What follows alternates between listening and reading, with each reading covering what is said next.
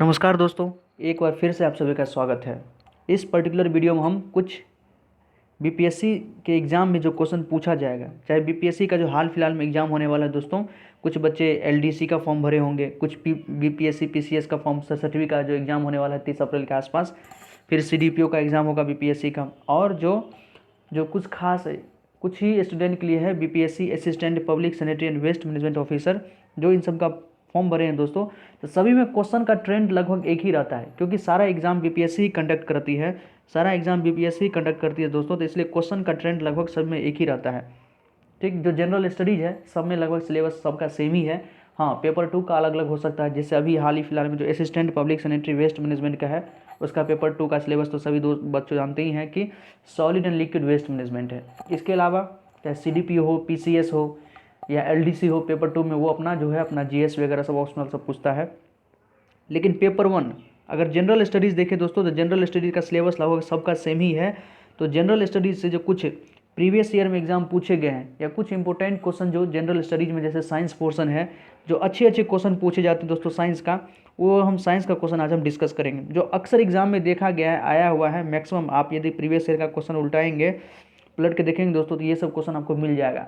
तो ये सब क्वेश्चन आपके फिंगर पे होना चाहिए, आपके टंग पे होना चाहिए, कि अगर एग्जाम में क्वेश्चन आ जाता है तो ये आपको बोनस मार्क के का काम करेगा दोस्तों, आपको पूरा का पूरा नंबर दिलवा के जाएगा। तो अच्छे से इस क्वेश्चन सबको देख लेते हैं, अच्छे से देखिए, अच्छे से सुनिए, ताकि इसके पीछे जो कंसेप्ट वगैरह है वो भी थोड़ा आपको पता चल पाए। अच्छे से हम सबको एक्सप्लेन करेंगे दोस्तों, एकदम हिंदी में है, लेकिन इंग्लिश मीडियम वाला भी कोई स्टूडेंट है तो उसको भी कोई दिक्कत नहीं होगा, हम इंग्लिश में भी सभी चीज़ को अच्छे से बता देते हैं। तो स्टार्ट करते दोस्तों। सभी एग्ज़ाम के लिए बीपीएससी के सभी एग्जाम के लिए जिसमें भी जनरल स्टडीज़ है वहाँ के लिए तो इंपॉर्टेंट है। इसके अलावा कोई और आप जनरल कंपटीशन वगैरह का तैयारी करते हैं, एसएससी सीजीएल हो, सीएचएसएल हो, एनटीपीसी हो, वहाँ भी ये सब क्वेश्चन जो है अक्सर ये सब पूछे जाते हैं। मैक्सिमम रिपीटेटिव क्वेश्चन है ये सब। इनके पीछे आपको कॉन्सेप्ट भी डेवलप होना चाहिए, क्योंकि हल्का फुल्का चेंज करके भी आ सकता है। तो स्टार्ट करते हैं फर्स्ट क्वेश्चन से। निम्नलिखित कथनों में से कौन सा सही है? 3-4 स्टेटमेंट दिया हुआ है, 3-4 स्टेटमेंट है दोस्तों, 2-3 स्टेटमेंट है। इसमें से आपको बताना है कि कौन कौन सा स्टेटमेंट आपको सही है। सारे स्टेटमेंट को पढ़ें। फर्स्ट है, पौधे सूर्य के प्रकाश से प्राप्त ऊर्जा को कार्बोहाइड्रेट के रूप में संग्रहित भोजन में परिवर्तित करते हैं। बिल्कुल सही है। पौधे जो हैं सूर्य के प्रकाश से, सनलाइट की मदद से, जो प्लांट है सनलाइट के हेल्प से फोटोसिंथेसिस का प्रोसेस में क्या होता है दोस्तों, आप जानते हैं कि कार्बोहाइड्रेट बनता है, फूड बनता है, भोजन बनता है। वही है कि पौधे सूर्य के प्रकाश से प्राप्त ऊर्जा को कार्बोहाइड्रेट के रूप में संग्रहित भोजन में परिवर्तित करता है। बिल्कुल सही है। पढ़े होंगे, जो भी फोटोसिंथेसिस के बारे में जानते होंगे, उसमें क्या होता है, CO2 plus water, CO2 water, और सनलाइट हो, क्लोरोफिल हो, सनलाइट क्लोरोफिल हो, इसके मदद से पौधा क्या बना लेता है, कार्बोहाइड्रेट बना लेता है दोस्तों। और कार्बोहाइड्रेट का कभी कभी मोलिकुलर फॉर्मूला भी पूछता है, C6H12O6। C6H12O6 ध्यान रखें, ये क्या होता है, कार्बोहाइड्रेट जो प्लांट बनाता है। इसलिए प्लांट जो अपना भोजन स्वयं बनाता है उसको ऑटोट्रॉप या स्वपोषी भी बोलते हैं। ध्यान रखें, एक एक कंसेप्ट को दोस्तों थोड़ा बहुत आपको हम एक पूरा जो सराउंडिंग होता है सभी चीज़ बता रहे हैं, ताकि आपको ध्यान रहे। तो ये ग्लूकोज बनाता है, बिल्कुल सही है फर्स्ट स्टेटमेंट। सेकंड है, पौधे में पर्णहरित होता है। ऑब्वियसली पर्णहरित का मतलब क्लोरोफिल, पौधे में क्लोरोफिल होता है दोस्तों। सभी पढ़े होंगे कि पौधों के अंदर क्लोरोफिल होता है। इंग्लिश मीडियम वाले क्लोरोफिल पढ़े होंगे, हिंदी मीडियम वाले पर्णहरित। बिल्कुल, पर्णहरित के कारण ही जो ग्रीन प्लांट है ग्रीन कलर का दिखता है। स्टेटमेंट सेकेंड भी सही है। थर्ड है, पादप कोशिकाओं में कोशिका भित्ति नहीं होती है। पादप मतलब प्लांट सेल, जो भी प्लांट सेल है, क्या प्लांट सेल में सेल वॉल नहीं होती है? बिल्कुल, प्लांट सेल के अंदर ही तो दोस्तों सेल वॉल होती है। प्लांट सेल के अंदर ही सेल वॉल होता है। एनिमल सेल में, एनिमल कोशिका में कोशिका भित्ति नहीं होता, लेकिन प्लांट सेल में कोशिका भित्ति होती है दोस्तों। तो थर्ड स्टेटमेंट जो आपका गलत है, थर्ड स्टेटमेंट गलत है। आइए ऑप्शन देख लेते हैं। और एक बात हमेशा ध्यान रखें दोस्तों, सारा ऑप्शन पढ़ें, चारों का चारों ऑप्शन पढ़े, भले ही क्वेश्चन कितना भी आसान क्यों ना हो। इस चीज़ को आपको हमेशा ध्यान रखना है कि सभी ऑप्शन को पढ़ के ही जवाब देना है। फर्स्ट ऑप्शन है केवल एक सही है। जिन्हें कौन कौन सही था? फर्स्ट सही था, सेकंड सही था, और थर्ड इनकरेक्ट था, थर्ड गलत था। तो देखिए कहाँ है, केवल 1 और 2 सही है। बिल्कुल ये तो सही है, लेकिन फिर भी 3-4 ऑप्शन भी पढ़ लेते हैं। 1 और 3 सही है, गलत है। सब सही है, ये भी गलत है। तो सेकंड ऑप्शन करेक्ट है, 1 और 2 करेक्ट है। ओके दोस्तों, नेक्स्ट क्वेश्चन आते हैं। फिजिक्स, केमिस्ट्री, बायोलॉजी तीनों से क्वेश्चन मिसलेनियस क्वेश्चन है दोस्तों। अक्सर एग्जाम में पूछे जाते हैं, आपको मतलब ध्यान रखना चाहिए, इन सब क्वेश्चन का जवाब आपके पास होना चाहिए और एक कंसेप्ट भी होना चाहिए कि इसके पीछे कौन सा कंसेप्ट है वो होना चाहिए आपके पास, ध्यान पता रहना चाहिए। कभी कभी इंटरव्यू में आसान क्वेश्चन जो सब जो पूछा जाता है दोस्तों, इन सब से भी क्वेश्चन पूछ लेता है। ठीक, इंटरव्यू में कहाँ से क्वेश्चन पूछेगा, तो थोड़ा बहुत जनरल स्टडीज़ का भी वहाँ पर क्वेश्चन आता है, जीके वगैरह भी पूछ लेता है, तो साइंस से भी क्वेश्चन पूछता है। सेकंड क्वेश्चन देखते हैं, चलती बस में एक यात्री को आगे धक्का लगता है जब बस अचानक रुक जाती है, यह किसके द्वारा समझाया गया है।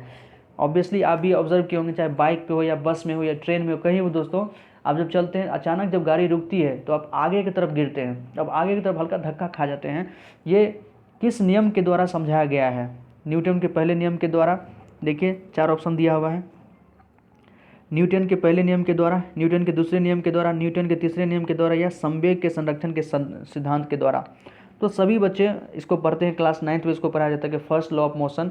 न्यूटन का जो फर्स्ट लॉ क्या है कि इनर्शिया वाला, जड़त्व है, जड़त्व का सिद्धांत पढ़े होंगे दोस्तों। वो न्यूटन के पहले नियम में बताया गया है कि सब चीज़ में इनर्शिया होता है, जड़त्व होता है, वो जिस पोजीशन में है उसी पोजीशन में रहना चाहता है। कोई भी चीज़ जिस पोजीशन में है उसी पोजीशन में रहना चाहता है, अगर उस पोजीशन से उसको डिस्टर्ब कराया जाता है तो थोड़ा उस इनर्शिया फील करता है। यही चीज़ है, मान लीजिए गाड़ी जा रही थी, गाड़ी आगे की तरफ जा रही थी, तो आप भी गाड़ी पर बैठे हुए हैं दोस्तों, आप भी बाइक पे बैठे हुए, आप भी आगे की तरफ जा रहे थे, ठीक, इसी पर बैठ के गाड़ी तो अचानक रुक गई, लेकिन आप उस पर बैठे हुए थे, आप अचानक नहीं रुक पाते क्योंकि आपका बॉडी है, ये नीचे वाला पोर्शन तो अचानक रुक जाता है गाड़ी से जो टच में है, लेकिन ऊपर वाला पोर्शन हल्का मोशन में रहता है, तो ये आगे की तरफ गिरने लगता है।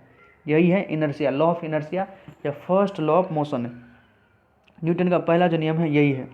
दूसरा नियम क्या है दोस्तों, दूसरा नियम में न्यूटन क्या होता था, force equal to mass into acceleration. ये फॉर्मूला पढ़े होंगे, बल जो होता है मास इंटू एक्सेलरेशन का मल्टीप्लिकेशन होता है। और न्यूटन का तीसरा नियम, ये तो किसी भी एक्शन का अपोजिट में रिएक्शन होता है। जिस लॉ से रॉकेट वगैरह जो चलती है वो न्यूटन के तीसरे लॉ के थ्रू चलती है। ओके दोस्तों, तो याद रखिएगा, आगे धक्का खाना या अगर मुड़ने के बाद भी बायां मुड़ता है तो आप दाएं की तरफ मुड़ जाते हैं, वो भी न्यूटन के पहले नियम के थ्रू होता है। ओके, ध्यान रखेंगे। थोड़ा बहुत इसका कंसेप्ट देख लेते हैं। न्यूटन के गति के नियम कि लॉज ऑफ मोशन जो न्यूटन का दिया हुआ क्या क्या है।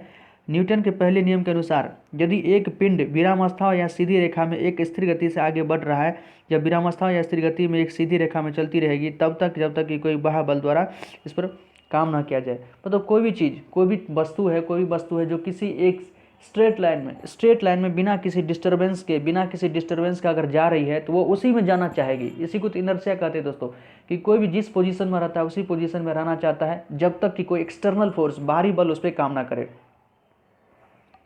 ओके, ये फर्स्ट लॉ है। इस पद को जड़ता के नियम के रूप में जाना जाता है। इसी टर्मिनोलॉजी को लॉ ऑफ इनर्शिया कहते हैं या इनर्शिया इसको कहते हैं, जड़ता का नियम। जड़ता का नियम पहले गैलीलियो गैलीली द्वारा पृथ्वी पर क्षैतिज गति के लिए तैयार किया गया था, बाद में रेन डेकोर्टस द्वारा सामान्यीकृत किया गया था। सबसे पहले गैलीलियो गैलीली ने इसके बारे में बताया था। गैलीलियो से पहले यह सोचा गया था कि सभी क्षैतिज गति का प्रत्यक्ष कारण की आवश्यकता होती है। फिर भी गैलीलियो ने अपने प्रयोगों में कहा कि गति में एक शरीर तब तक गति में रहेगी जब तक वह एक बल घर्षण के कारण आराम में नहीं जा तक। वही कह रहा है कि कोई भी चीज़ अगर मोशन में है तो हमेशा वो मोशन में रहेगा जब तक कि कोई एक्सटर्नल फोर्स नहीं लगता है। जैसे दोस्तों, आप यदि किसी बॉल को गेंद को ऊपर की तरफ फेंकते हैं, ठीक, तो देखिए कुछ देर तक ऊपर ही जाते रहता है, कुछ देर तक ऊपर ही जाते रहेगा। लेकिन यदि किसी प्रकार का एटमॉस्फेयर नहीं रहता तो ये हमेशा ऊपर ही जाता। लेकिन चूंकि एटमॉस्फेयर है, फ्रिक्शन होता है तो इसको अपोजिट करता है। एयर रेसिस्टेंस क्या करता है, इसको ऊपर जाने से रोकता है, तो कुछ देर जाके जहाँ इसका वेलोसिटी 0 हो जाता है फिर ये नीचे गिरने लगता है। न्यूटन का दूसरा नियम है उन परिवर्तनों की एक मात्रात्मक वर्धन है जो एक पिंड की गति पर बल उत्पन्न कर सकता है, जिसमें हम force equal to mass into acceleration बराबर पढ़ते हैं। फोर्स बराबर मास इंटू एक्सेलरेशन द्वारा लिखा जा सकता है, जहाँ फोर्स क्या है, बल है, और एक क्या है, त्वरण है। कभी कभी आपको force equal to mass into acceleration का यूनिट पूछ लेता है दोस्तों, कि बल का यूनिट क्या होता है, तो न्यूटन। क्या होता है, न्यूटन। ओके, और न्यूटन का तीसरा नियम के बारे में तो जानते हैं कि एक्शन इक्वल टू रिएक्शन। अगर हम मान लीजिए किसी को एक थप्पड़ मारेंगे तो जितना उसको चोट लगता है उतना हमें भी चोट लगता है। या जो रॉकेट वगैरह चलती है तो न्यूटन के थर्ड लॉ पर वो बेस्ड रहती है। ये भी क्वेश्चन पूछता है रॉकेट के बारे में।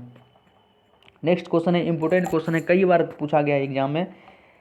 राइबोसोम निम्नलिखित में से किसके लिए कार्यस्थल है। Ribosome is the site of, English में अगर यही रहेगा तो क्या रहेगा, ribosome is the site of, मतलब राइबोसोम में क्या बनता है, राइबोसोम पर क्या बनता है दोस्तों। 4 ऑप्शन दिया हुआ है, चारों के ऊपर है। प्रोटीन संश्लेषण होता है, मतलब प्रोटीन बनता है, या प्रकाश संश्लेषण फोटोसिंथेसिस होता है। थर्ड है फैट संश्लेषण, फैट का सिंथेसिस होता है। और डी है रेस्पिरेशन, मतलब श्वसन मतलब रेस्पिरेशन। राइबोसोम किसका साइट है, पढ़े होंगे। राइबोसोम को प्रोटीन फैक्ट्री भी बोला जाता है। राइबोसोम को क्या बोलता है दोस्तों, प्रोटीन फैक्ट्री, क्योंकि यहाँ पर प्रोटीन का सिंथेसिस होता है। तो राइबोसोम को ही प्रोटीन फैक्ट्री बोलते हैं। सेल बायोलॉजी में पढ़ाया जाता है कोशिका वाले चैप्टर में। प्रोटीन संश्लेषण आसान क्वेश्चन है। तो राइबोसोम के बारे में देख लें। राइबोसोम कोशिका द्रव में उपस्थित झिल्लीदार दानेदार संरचना है। राइबोसोम जो है कोशिका द्रव मतलब साइटोप्लाज्म, साइटोप्लाज्म में एक प्रेजेंट होता है। आप जानते हैं राइबोसोम साइटोप्लाज्म में इसी मतलब ऐसे ही बिखरा पड़ा रहता है, मेम्ब्रेनलेस, इसके चारों बगल कोई मेम्ब्रेन नहीं होता है। वे पहली बार इलेक्ट्रॉन माइक्रोस्कोप के तहत वर्ष 1953 में जॉर्ज पैलेडी द्वारा घने आवरणों के रूप में, घने कणों के रूप में देखे गए थे। सबसे पहले राइबोसोम को जॉर्ज पैलाडी ने देखा था दोस्तों, इसलिए राइबोसोम को पैलेडी पार्टिकल भी कहते हैं। कई बार एग्जाम में पूछा गया है कि मतलब पैलेडी पार्टिकल किसको कहते हैं, पैलेडी पार्टिकल किसको कहते हैं, तो राइबोसोम को। पैलेडी पार्टिकल किसको कहते हैं दोस्तों, राइबोसोम को पैलेडी पार्टिकल भी कहते हैं। यूपीएससी के एग्जाम में पूछा गया है, वो थोड़ा इनडायरेक्ट करके पूछती है। तो राइबोसोम को ही पैलेडी पार्टिकल कहते हैं, क्योंकि पैलेडी ने इसका खोज किया था। राइबोसोम प्रोटीन संश्लेषण के कार्यस्थल है। राइबोसोम प्रोटीन फैक्ट्री का साइट है, इसलिए उन्हें कोशिका का प्रोटीन संश्लेषण भी कहा जाता है, इसलिए उसको प्रोटीन फैक्ट्री भी कहा जाता है। राइबोसोम दो प्रकार के होते हैं, ध्यान रखें। राइबोसोम दो प्रकार के होते हैं, एक यूकैरियोटिक राइबोसोम और दूसरा है प्रोकैरियोटिक राइबोसोम। यूकैरियोटिक राइबोसोम कौन होता है दोस्तों, एटीएस। डायरेक्ट याद रखें कि यूकैरियोटिक राइबोसोम कौन होता है, एटीएस राइबोसोम होता है। और जो प्रोकैरियोटिक राइबोसोम होता है वो क्या होता है, 70S होता है।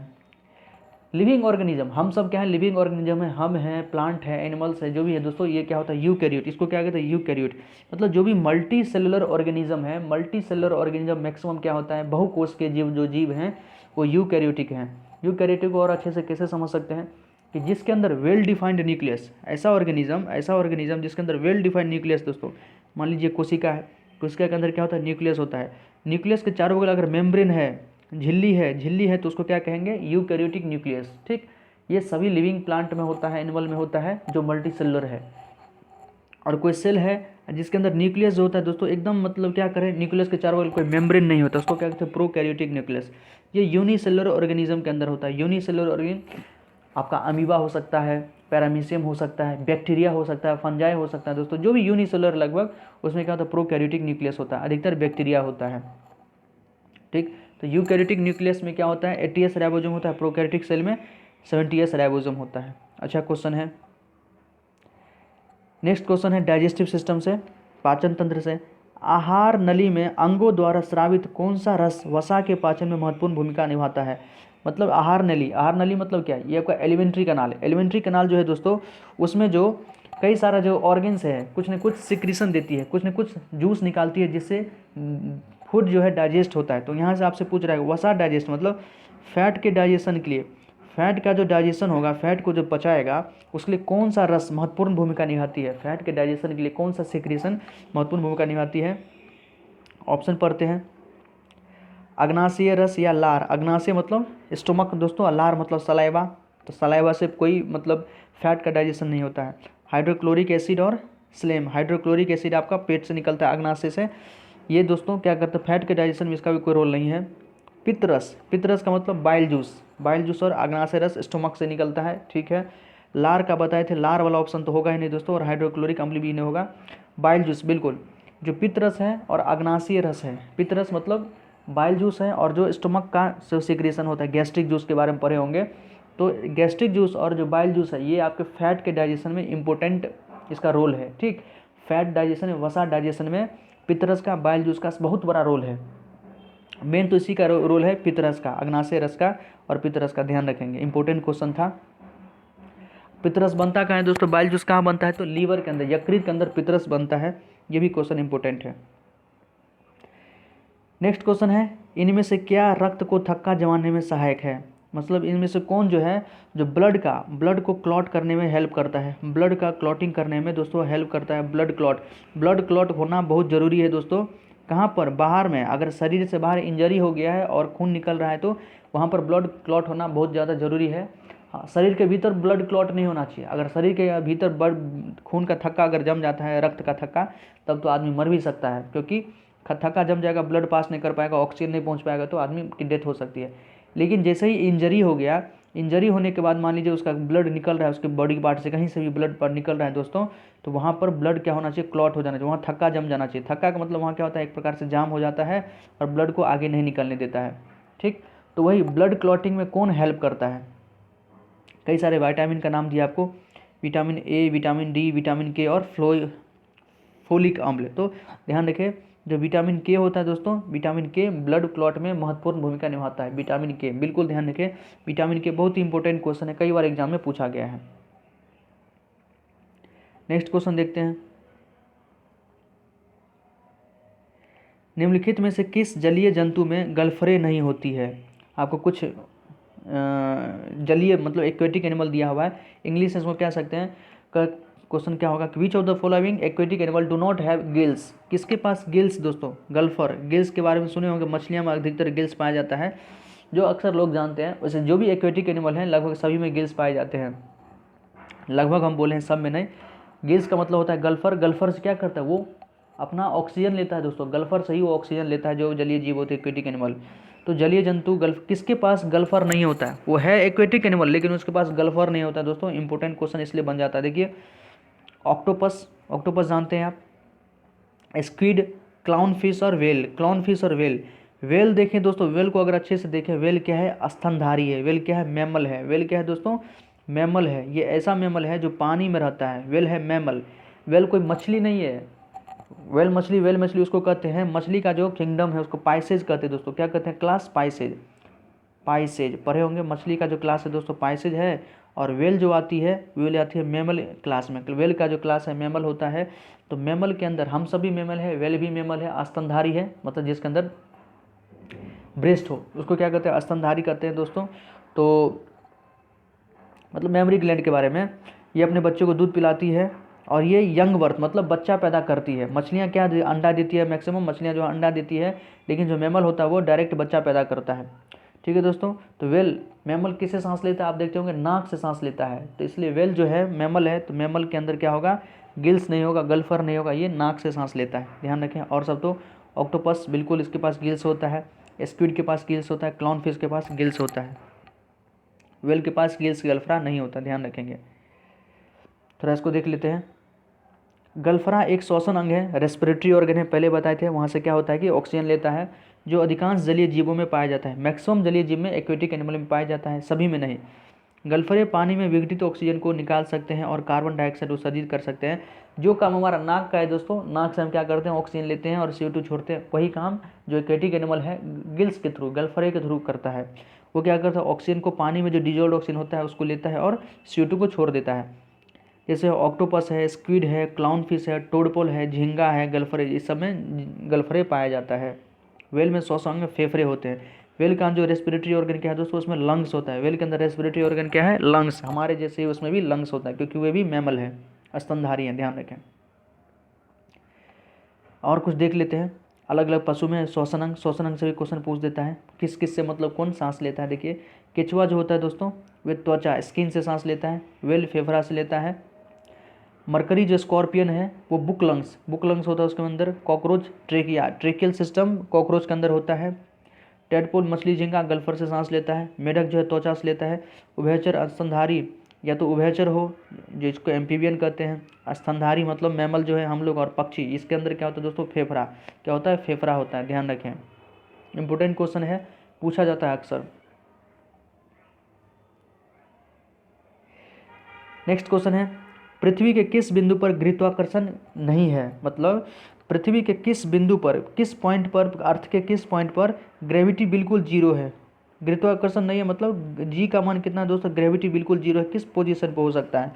उत्तरी और दक्षिणी ध्रुव पर, भूमध्य रेखा पर, पृथ्वी के सतह पर, या पृथ्वी के केंद्र में। तो पृथ्वी के केंद्र में, अर्थ के सेंटर में दोस्तों। देखें, मान लीजिए अर्थ का सेंटर है, यहाँ क्या होता है, G= होता है, G 0 होता है। यहाँ पर ग्रेविटेशनल फोर्स बिल्कुल नहीं है। अर्थ के सेंटर पर, पृथ्वी के केंद्र पर ग्रेविटेशन बिल्कुल नहीं है, तो पृथ्वी के केंद्र पर गुरुत्वाकर्षण नहीं है। देखिए, सही उत्तर पृथ्वी के केंद्र में। पृथ्वी का केंद्र ऐसा है, यदि हम उस स्थान पर हैं तो हमारे आसपास के द्रव्यमान को पृथ्वी के सतह पर संग्रहित माना जा सकता है। अर्थात पृथ्वी को एक गोलाकार आवरण माना जाता है। एक गोलाकार आवरण के अंदर जाने पर क्षमता में कोई बदलाव नहीं होता, पर चूंकि केवल क्षमता में परिवर्तन बल आरोपित करता है तो इसका तात्पर्य है कि कोई बल नहीं है, इसलिए गुरुत्वाकर्षण के कारण त्वरण पृथ्वी के अंदर में शून्य होती है। जो वहाँ पृथ्वी के सेंटर पे क्या है दोस्तों, ग्रेविटेशन बिल्कुल जीरो है, ध्यान रखें।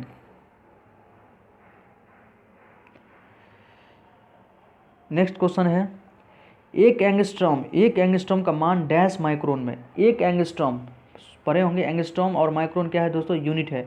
एक एंगस्ट्रॉम बराबर कितना माइक्रोन, एक एंगस्ट्रॉम बराबर कितना माइक्रोन आपसे पूछ रहा है, माइक्रोन। एंगस्ट्रॉन क्या होता है दोस्तों, 10⁻⁻10 मीटर होता है, और माइक्रोन होता है 10⁻⁻6 मीटर। माइक्रोन होता है दोस्तों 10⁻⁻6 मीटर। आसान क्वेश्चन है। अब बताइए 10⁻⁻6 में कितना मल्टीप्लाई करें जो 10⁻10 हो जाए, क्योंकि दोनों को बराबर करना है, LHS को हमको RHS के बराबर करना है, तो इसको 10⁻4 से मल्टीप्लाई करना पड़ेगा। ठीक, तो एक माइक्रोन, एक एंगस्ट्रॉम का मान होता है 10⁻4 माइक्रोन के बराबर। ऑप्शन ए करेक्ट है। सारे ऑप्शन से आप देख लेंगे, सभी को करके देखिए दोस्तों, जिसमें 10⁻10 हो जाए वही आंसर हो जाएगा दोस्तों। जैसे ये 10⁻4 माइक्रोन, 10⁻4 तो 10⁻4 रहने दें, और माइक्रोन मतलब एक माइक्रोन कितना होता है 10⁻6, 10⁻6, तो ये कितना हो जाएगा आपका 10⁻10। ठीक है, 10⁻10 ही क्या होता है, एंगस्ट्रॉम होता है, एक एंगस्ट्रॉम। तो हमारा ऑप्शन एक करेक्ट है। ये तो हमारा आंसर हो गया।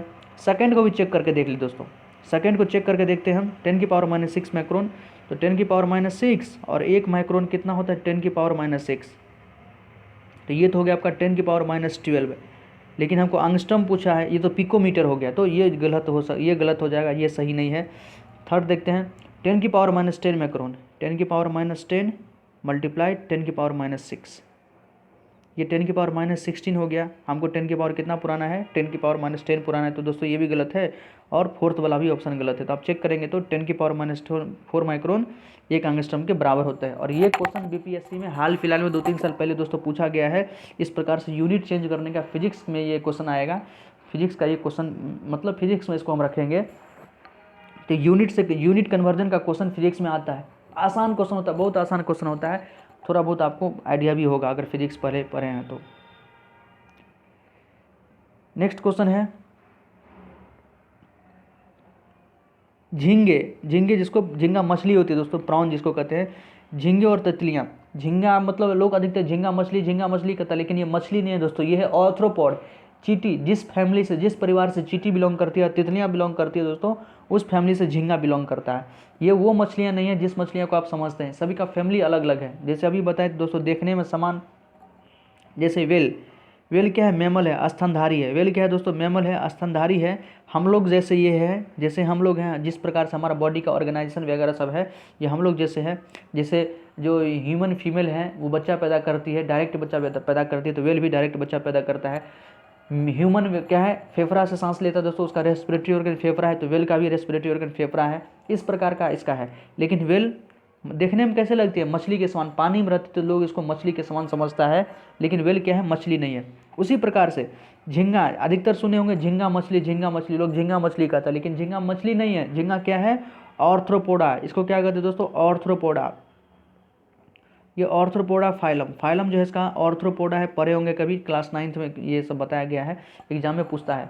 तो 10th के नीचे का ही जो है सिलेबस है साइंस का, ये BPSC वगैरह सब में पूछती है। किसी भी कंपटीशन में 10th तक का साइंस पूछती है, 10th तक का साइंस आना चाहिए, और आसान पूछती है दोस्तों, कोई भारी नहीं है। तो झींगा और जो तितलियाँ हैं दोस्तों, उसका जो फाइलम है ऑर्थ्रोपोडा में इसको रखते हैं। ऑर्थ्रोपोडा की क्या खास बात है, इसमें होते हैं जॉइंटेड अपेंडेजेज। जॉइंटेड अपेंडेजेस का मतलब होता है उसका जो पैर होता है, देखिएगा दोस्तों, पैर जुड़ा हुआ रहता है, दो के जोड़ी में पैर जोड़ा रहता है। ठीक, इसी को कहते हैं जॉइंटेड अपेंडेजेस। चाहे तितली हो, झींगा हो, चींटी हो, स्कॉर्पियन हो, सब ऑर्थ्रोपोडा के अंदर आता है। थोड़ा तो हम बताए हैं। तो कह रहा है झींगे और तितलियां डैश की उपस्थिति के कारण एक ही फाइलम से संबंधित है। दोनों एक ही फाइलम, कौन है फाइलम दोस्तों, ऑर्थ्रोपोडा। फाइलम के बारे में तो नहीं पूछता है, थोड़ा डिफिकल्ट क्वेश्चन हो जाएगा, लेकिन क्लास 10th से नीचे है तो पूछा जा सकता है। अगर साइंस का कभी बढ़िया क्वेश्चन पूछेगा तो वो सब बन सकता है दोस्तों। एक ही फाइलम में है दोनों, झींगा और तितलियां एक ही फाइलम में है। तो कारण क्या है, क्या ऐसा समानता है दोनों में, किस सिमिलरिटी के बेसिस पे दोनों को एक ही फाइलम में रखा गया है। तो इसके अंदर क्या होता है दोस्तों, संयुक्त पैर, जॉइंटेड अपेंडेज बताए तभी हम। जॉइंटेड अपेंडेज होता है, संयुक्त पैर होता है इसके अंदर। पैर इसका क्या होता है, जोड़ा में होता है। 6 पैर होता है तीन पेयर के जोड़ा में होता है। तीन पेयर इधर होता है दोस्तों, और 3 पेयर इधर होता है। 3 पेयर इधर होता है, 3 पेयर इधर होता है। तो 3 और 3 6, ठीक है, 6 जोड़ी पैर होता है इसमें, ज्वाइंटेड अपेंडेज जिसको कहते हैं। नेक्स्ट क्वेश्चन अच्छा क्वेश्चन है, पूछा गया है बीपीएससी में। देखिए दोस्तों, निम्नलिखित में से कौन सा अंग एक प्रोकैरियोटिक कोशिका में समानता दिखाता है? समानता दिखाता है मतलब कौन सा इसमें से आपको दिया हुआ है, कुछ ऑप्शन दिया हुआ दोस्तों, इनमें से कोई नहीं, केवल माइटोकॉन्ड्रिया, केवल क्लोरोप्लास्ट और माइटोकॉन्ड्रिया दोनों। मतलब ये 4 को ऑप्शन दिया हुआ है, इसमें से कौन सा ऑर्गेनेल्स है? कोशिकांग है, कोशिका ये सब अंग है सेल के अंदर जो ऑर्गेनेल्स होता है दोस्तों, ये सब उसके अंदर क्लोरोप्लास्ट ऑर्गेनेल्स है, माइटोकॉन्ड्रिया ऑर्गेनेल्स है और क्लोरोप्लास्ट सभी ऑर्गेनेल्स है। कह रहा कौन सा ऐसा ऑर्गेनेल्स है जो यूकैरियोटिक और प्रोकैरियोटिक के बीच में समानता दिखाता है? मतलब यूकैरियोटिक में भी मिलता है, प्रोकैरियोटिक के भी, मतलब प्रोकैरियोटिक से रिजेंबल करता है, समानता दिखता है, होता है यूकैरियोट में, लेकिन प्रोकैरियोट से भी रिजेंबल समानता दिखाता है। तो वो होता है आपको दोस्तों क्लोरोप्लास्ट और माइटोकॉन्ड्रिया। क्लोरोप्लास्ट और माइटोकॉन्ड्रिया पहले प्रोकैरियोटिक थे, लेकिन अब यूकैरियोटिक सेल में होते हैं क्लोरोप्लास्ट और माइटोकॉन्ड्रिया। ये ध्यान रखिएगा, क्लोरोप्लास्ट और माइटोकॉन्ड्रिया प्रोकैरियोटिक कोशिका में से समानता दिखाते हैं। जो भी प्रोकैरियोटिक कोशिका है उसे ये समानता दिखाता है, क्लोरोप्लास्ट और माइटोकॉन्ड्रिया। नेक्स्ट क्वेश्चन फिजिक्स का है, निम्नलिखित में से कौन धारा के तापीय प्रभाव पर आधारित नहीं है?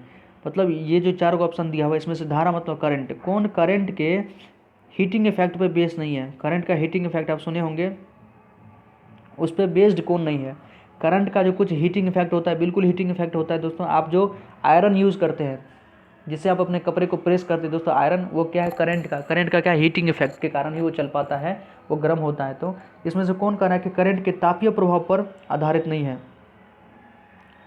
पहला है विद्युत ऊष्मक, हीट जो प्रोड्यूस होता है इलेक्ट्रिक से, बिल्कुल है।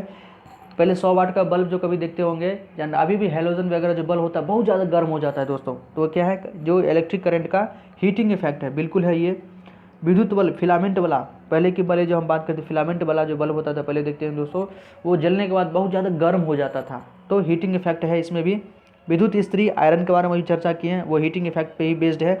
लेकिन माइक्रोवेव जानते हैं? माइक्रोवेव क्या है? एक आप इसको इंस्ट्रूमेंट कह सकते हैं, इसके अंदर भोजन को गर्म करने के लिए यूज़ किया जाता है। यहाँ भी भोजन को गर्म किया जाता है दोस्तों, लेकिन ये हीटिंग इफेक्ट ऑफ करंट पर बेस्ड नहीं है, हीटिंग इफेक्ट ऑफ करंट पर बेस्ड नहीं, बिल्कुल ध्यान रखें।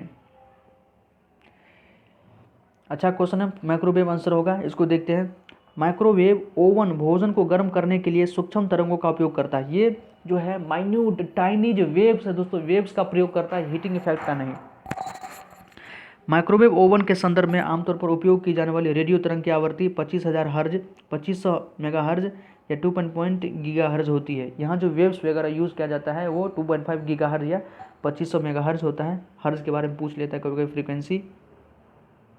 इस आवृत्ति में रेडियो तरंग जल, वसा और शर्करा द्वारा अवशोषित होती है। वो जब उन्हें अवशोषित किया जाता है तो वे सीधे परमाणु गति या कंपन में परिवर्तित हो जाती है। मतलब जो भी है जल, वसा और शर्करा जो भी है, चाहे वाटर हो, फैट हो या कार्बोहाइड्रेट हो, उसको एब्जॉर्व कर लेती है।